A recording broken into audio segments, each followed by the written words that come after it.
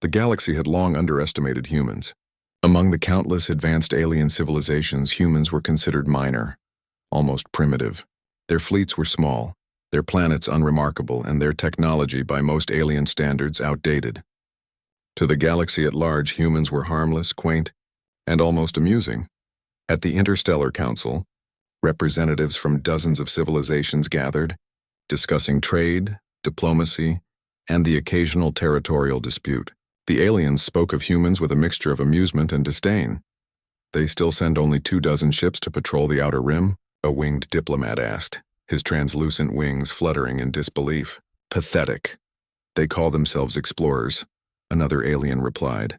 Its multiple eyes blinked rapidly, as if the notion of humans exploring space alone was a joke. "I assure you, if any serious threat arose, they would be wiped out in hours."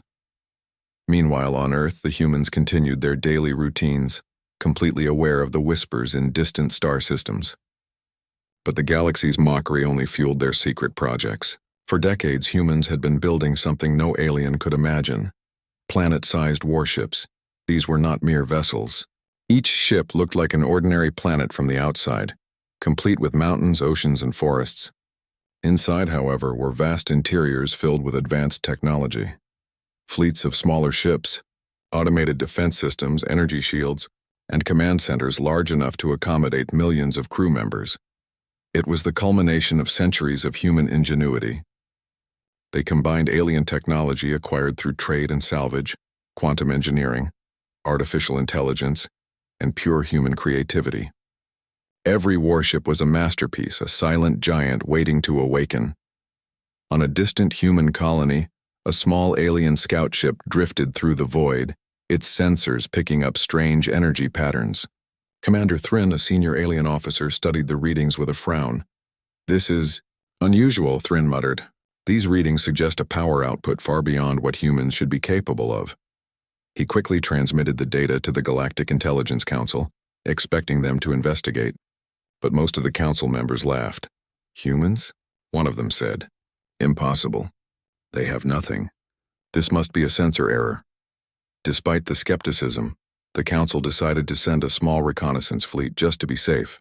The humans remained quiet, as they always did, their secret plans proceeding undisturbed. On board Earth's main warship planet, Admiral Celine watched the monitors carefully. Her sharp eyes scanned every sensor, every report from nearby systems. "The aliens are moving," she said calmly to her officers.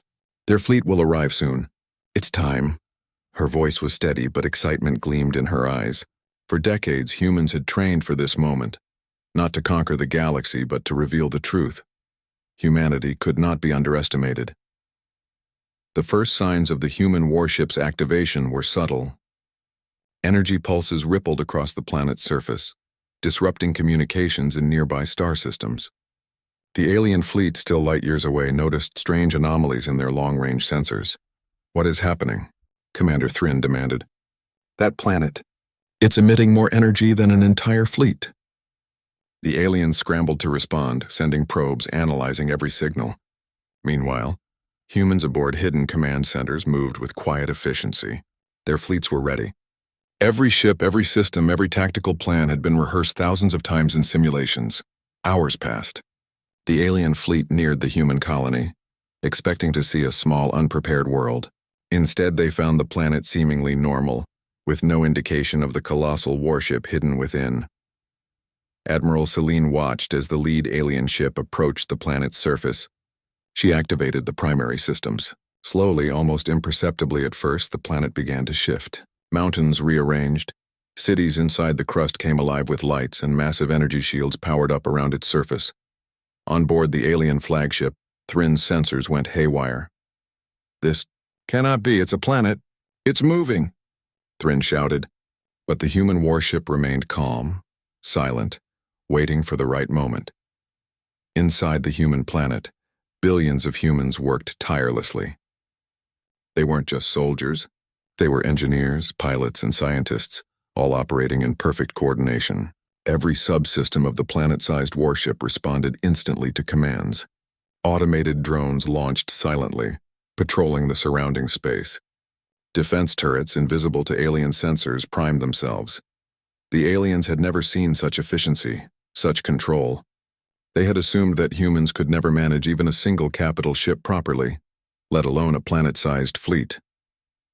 Admiral Celine smiled as she watched the approaching alien vessels. "Let them come a little closer," she said. "They need to see the full picture." The lead alien ship drew near, its sensors now detecting massive fluctuations. The alien commanders began to panic. Their fleet formation faltered, unsure how to respond. Signals between their ships became chaotic as their communications were disrupted by the human warship's energy field. "This is madness," Thrin yelled. "How is this possible? They are controlling an entire planet." The humans remained calm. From their perspective, this was not war. It was a demonstration of what humans could accomplish when underestimated. They had waited for this moment not to destroy, but to awaken respect and a healthy dose of fear across the galaxy. Hours turned into tense minutes as the alien fleet hovered, unsure of how to act. The humans decided to send a message simple and clear. "We are not your enemies, but we are not to be underestimated." The aliens received the message and trembled. No species had ever spoken to them in such a tone. So confident, so calm, and yet backed by undeniable power. Meanwhile, human pilots prepared smaller ships for deployment, ready to escort their planet-sized flagship through space if necessary. They moved with precision, a ballet of discipline and training that no alien could match. Back in the council, alien diplomats argued, confused and fearful. Some demanded immediate attack, others suggested retreat. But no plan seemed adequate against a power they had never imagined. Admiral Celine watched the alien fleet and shook her head slightly, almost in pity. "Let them think," she whispered. "They will learn soon enough." For the first time in centuries, the galaxy was beginning to realize that humans were not to be trifled with. Quietly, patiently, they had built their secret empire of warships, hidden in plain sight. And now the galaxy was catching its first glimpse of human ingenuity. As night fell on the human warship planet, inside the core of the artificial world, engineers and officers continued their work. Monitors glowed with activity, ships launched for patrol, and energy systems hummed with controlled power. The humans were ready for anything, and the aliens? They were watching, panicked, their arrogance shattered. What they thought were primitive humans were actually masters of technology and strategy, capable of building weapons the size of worlds, and using them with precision. Admiral Celine turned to her second-in-command. "Tomorrow," she said softly, "the galaxy will wake up, and when it does, it will finally see the truth about humans." The night ended quietly, but the tension was electric. Across the stars, alien fleets repositioned, whispering among themselves about the humans who had dared to hide entire planets as warships. They had no idea how many more secrets humanity kept. And humanity, as always, remained calm, observing the galaxy, planning patiently, waiting for the right moment to reveal the full extent of their power. The first part of the awakening had begun. The first light of the alien fleet glinted across the void, reflecting off the surface of the planet-sized human warship. From a distance, it still appeared as an ordinary world. But inside, the humans were fully awake and ready. The galaxy had been warned, and now it was time to show just how much humans could do when underestimated. Admiral Celine stood on the bridge of the command center, a massive room carved into the heart of the artificial world. The walls shimmered with digital displays showing every nearby star system, every alien vessel, every subtle energy fluctuation. She turned to her officers, calm and confident. "They've come closer than we expected," she said. "Keep all systems active, but hold position. Let them see what humans can do." Outside, the alien fleet hesitated. Commander Thrin's sensors still struggled to comprehend what they were seeing. Their intelligence reports had predicted nothing like this. Every calculation failed. "It can't be," Thrin muttered, scanning the human planet. "How can a single world, no, a single species, possess this much power?" The humans waited patiently. The planet began its subtle movements. Not enough to alarm, but enough to demonstrate control. Hills and mountains shifted imperceptibly. Energy fields pulsed, briefly illuminating the surrounding space with soft waves of light. Even the smaller ships hidden within the planet's crust began moving, coordinating silently in preparation. Then the humans made their first overt demonstration. Without warning, the planet projected a massive holographic map into space, showing nearby star systems, trade routes, and fleets. It was both a message and a warning. Humans saw everything. From the alien flagship, the Council watched in stunned silence. The projection was flawless, detailed, and breathtaking. No alien technology had ever allowed such clarity across light years. We are outmatched, one diplomat whispered. Completely. Inside the planet, human pilots prepared their smaller escort ships. These ships were elegant, fast, and highly maneuverable, equipped with advanced shields and weapons that humans had perfected over decades. They were ready not for war but for demonstration. Admiral Celine activated a series of smaller drones, releasing them from the planet's surface. They swarmed around the alien fleet, moving with speed and precision that no alien vessel could match. The drones simulated attack patterns, demonstrating humans' tactical genius.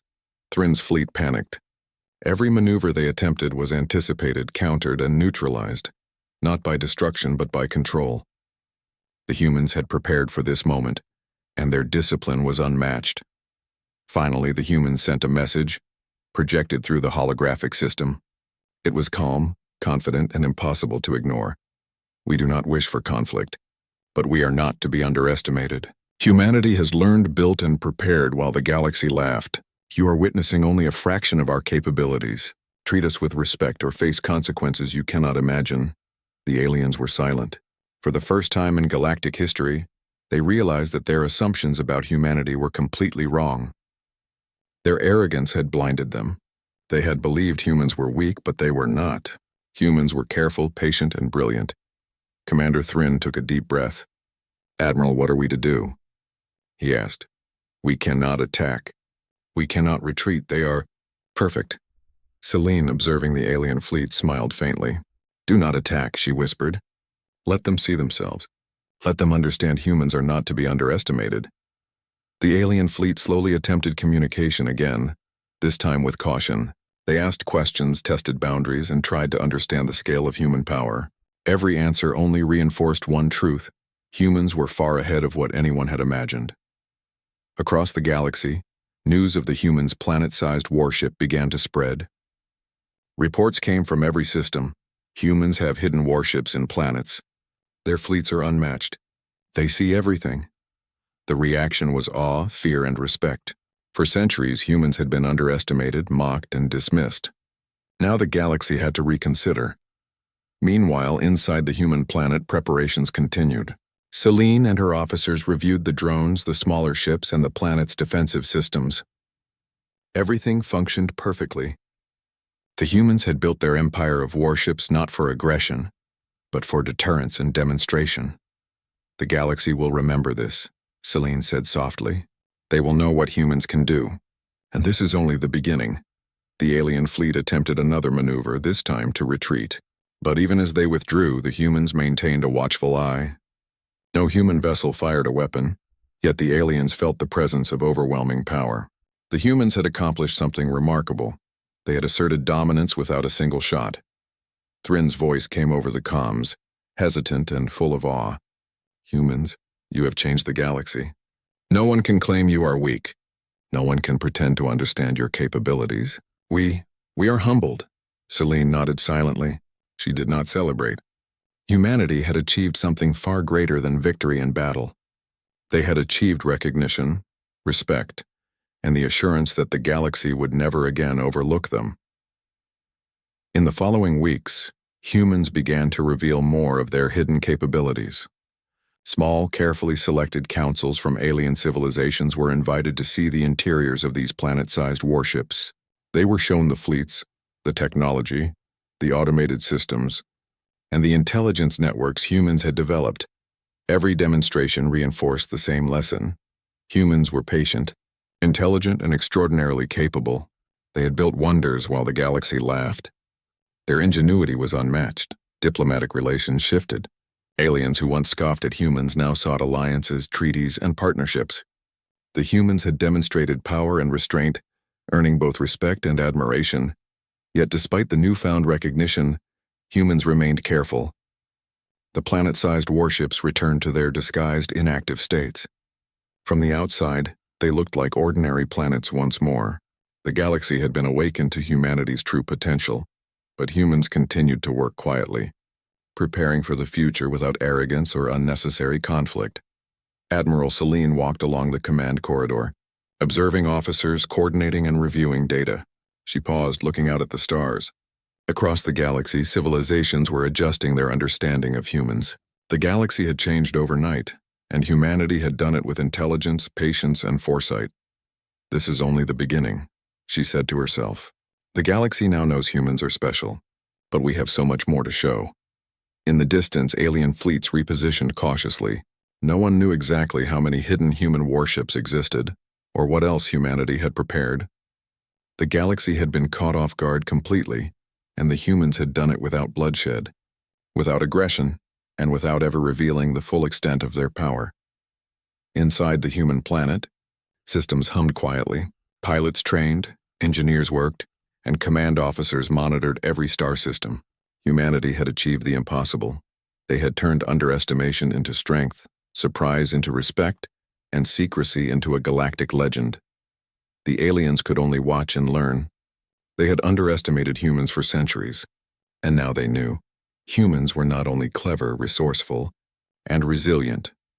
They were the unexpected rulers of strategy and innovation in the galaxy, and humanity, as always, remained calm, patient, and ready for whatever the galaxy might throw next. The awakening had begun, and the galaxy would never look at humans the same way again.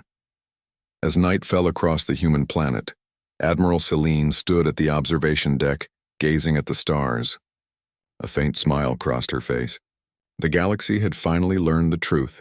Humans were extraordinary, and they had only just begun to show their power. For the first time in galactic history, the underestimated species, the humans, had revealed their secret, and the galaxy would never be the same.